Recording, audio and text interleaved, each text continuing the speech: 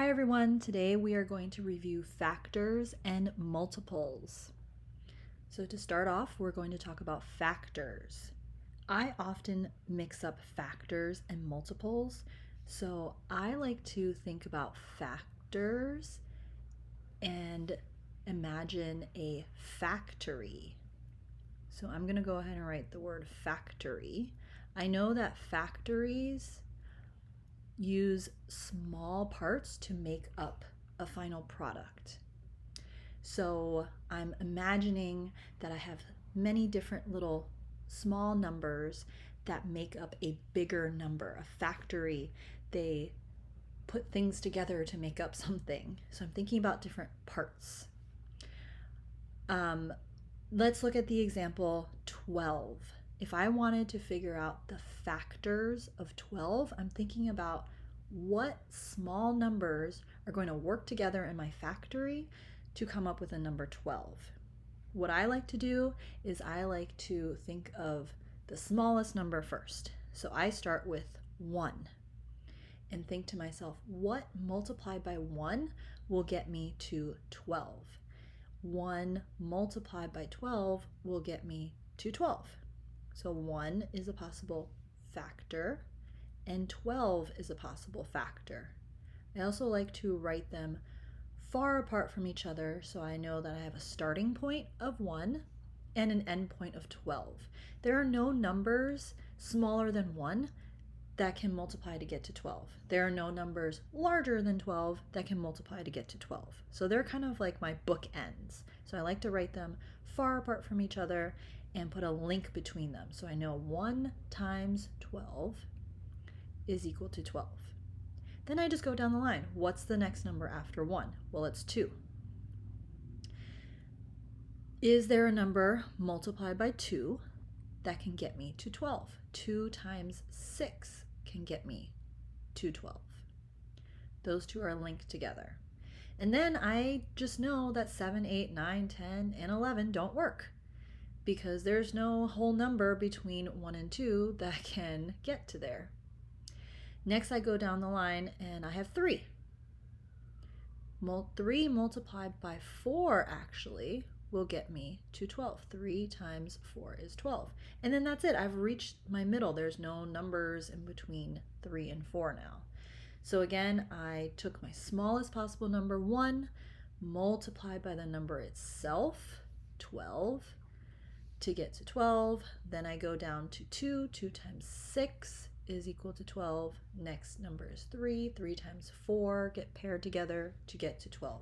And then I know I don't have to check any of these other numbers because there's literally no other whole number pairs that they can work together to get to 12. These are my factors. 1, 2, 3, 4, 6, and 12 are my factors.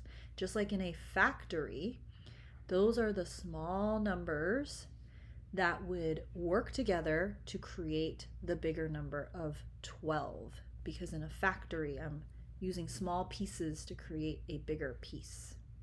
Okay? So let's move on then. Let's work on this example here.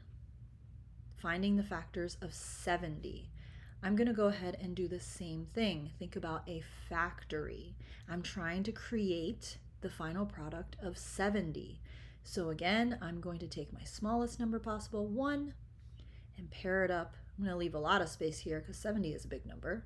1 times 70 will get me to 70.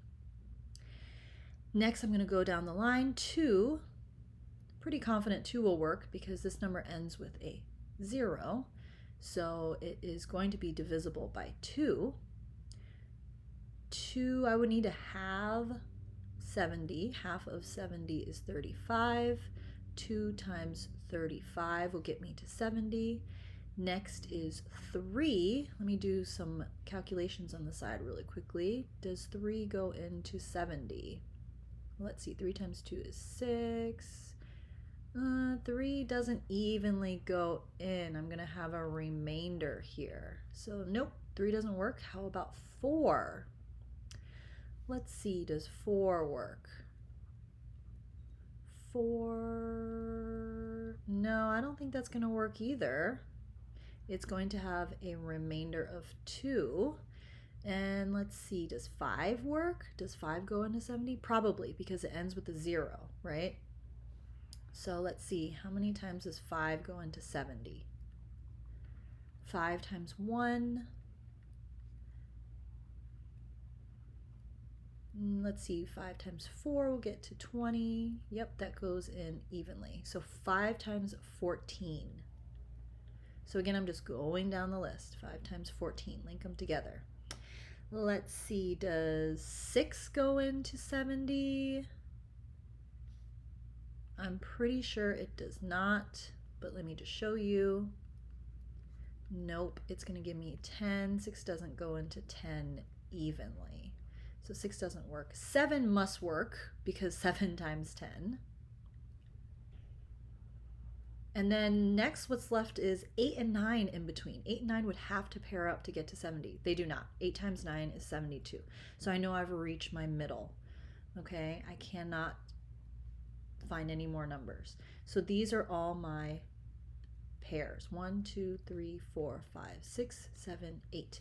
8 numbers that are the factors of 70. They're the smaller numbers that make up 70.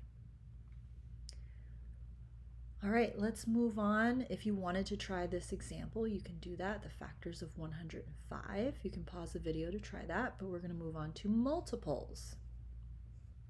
Like I said, people usually get multiples and factors mixed up. Remember, factors, we're thinking about small numbers like in a factory that make up something bigger.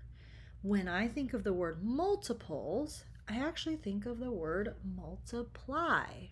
So I'm going to go ahead and write that in my notes, multiply. Multiples are the opposite. Instead of the small numbers that make up that number, we're thinking about how we can keep multiplying to create bigger numbers, okay? So when we're thinking about the multiples of 3, we are going to multiply by 1, multiply by 2, multiply by 3, multiply by 4, multiply by 5. We can keep going, multiply by 6, multiply by 7, on and on and on.